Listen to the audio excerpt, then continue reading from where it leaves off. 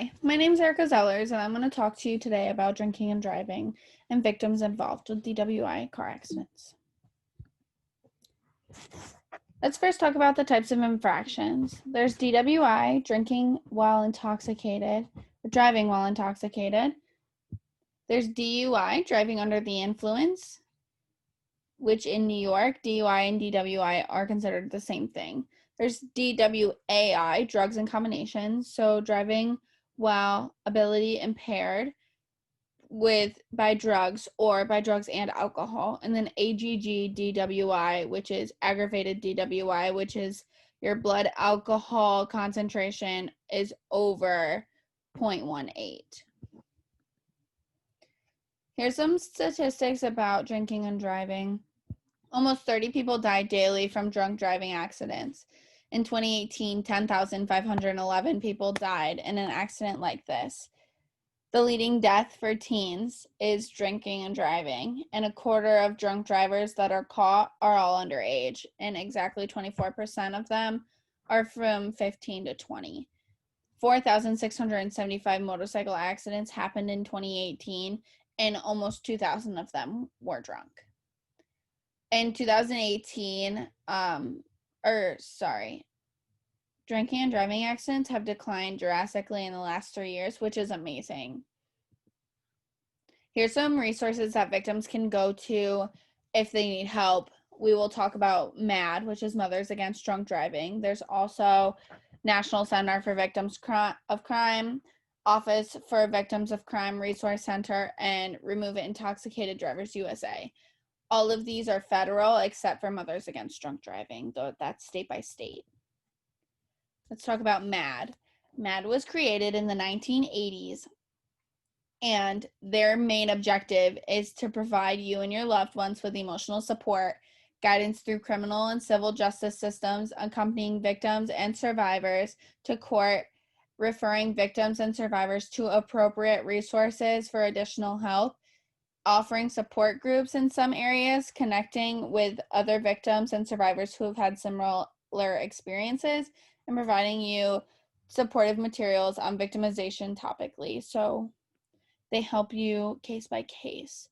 A major milestone happened in 1984, and they changed their name. In 1984, President Ronald Reagan had upped the minimum drinking age to 21 years of age, which is huge in this instance. They also changed their name from Mothers Against Drunk Drivers to Mothers Against Drunk Driving because they wanted to pinpoint the action and not the persons.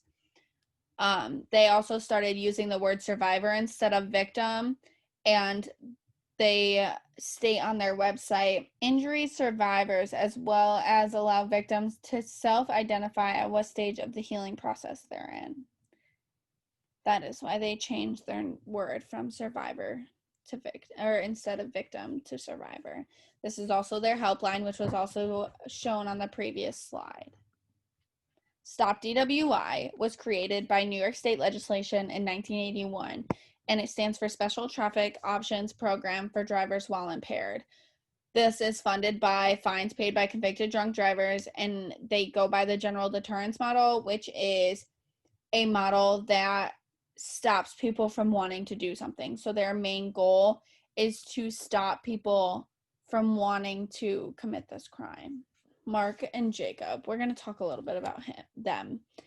Mark and Jacob were 11 and 9 years old at the time of their death in Westlake Village, Los Angeles, California. They were hit by a drunk driver, Rebecca Grossman, 57, on a night that they were just strolling with their parents. They were walking across the street with their mother and two siblings and father, and the mother said that she saw two cars speeding towards them, but they only had enough time to grab two of the four children. Unfortunately, Mark and Jacob were hit by the car. One of them was pronounced dead directly at the scene, and the other was pronounced dead later at the hospital. Rebecca was later charged with vehicular manslaughter, suspicion of felony DUI, and fleeing the scene of an accident because her car was found a half a mile down the road with her not in it.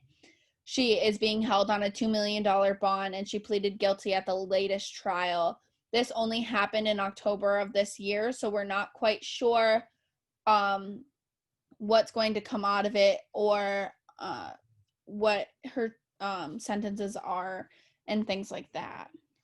I'm going to show you guys a little commercial that they use on TV to bring awareness, and it was in Australia, and this is very impactful.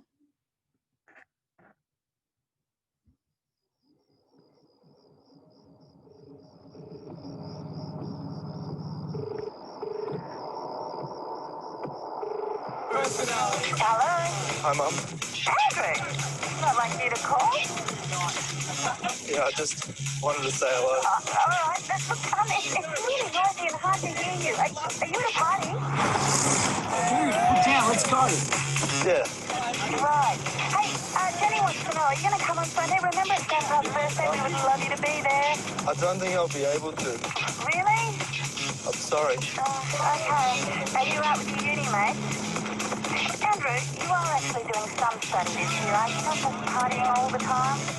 Yes, Mum. Are you keeping on top of your studies? Andrew? Yes, Mum. I've told you before, first year is important. You really need to knuckle down, mate. Yes, Mum. Is Dad there? No, look, it's really hard to hear you, love. He's on his way home. Why? Oh, no reason. Andrew? Is something wrong? No, I just wanted to say hi. What's wrong, love? Talk to me. Andrew? And I love you, Mum. And I love you too, honey. Where are you? Andrew, you're really scaring me. Andrew, what's that? I can't see you, Andrew.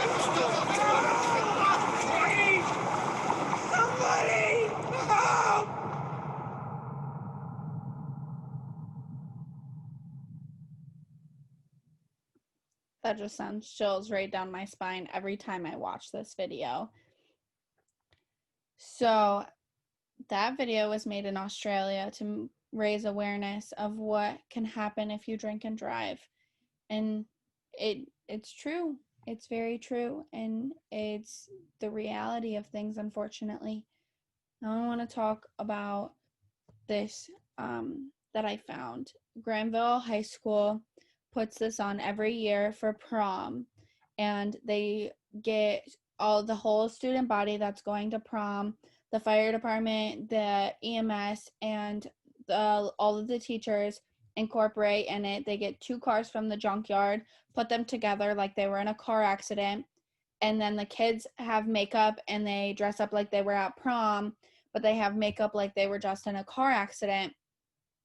And the fire department, EMS, and police all are waiting on standby, and they come in lights and sirens and treat this as if it were a real crime or a real car accident had happened. And it's just to raise awareness to the student body. Do not drink and drive, because prom is known for kids drinking.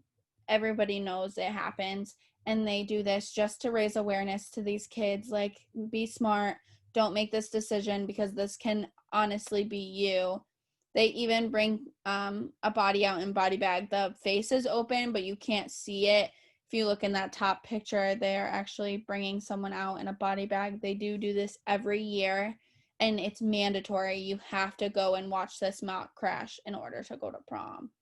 I think this is a great idea for raising awareness, and it shows a lot. And then they have a guest speaker after who is a victims advocate that talks to the whole class and everyone who's going to be attending prom, and tells them, if you are a victim of a drunk driving accident, you can contact Granville's in Washington County, so you can contact Washington County's Victim Advocacy Program, and they can help you, and they will help you get through whatever you went through. And they also talk about MAD. That's where I first heard about MAD, was at this mock crash, because I went to Granville as well.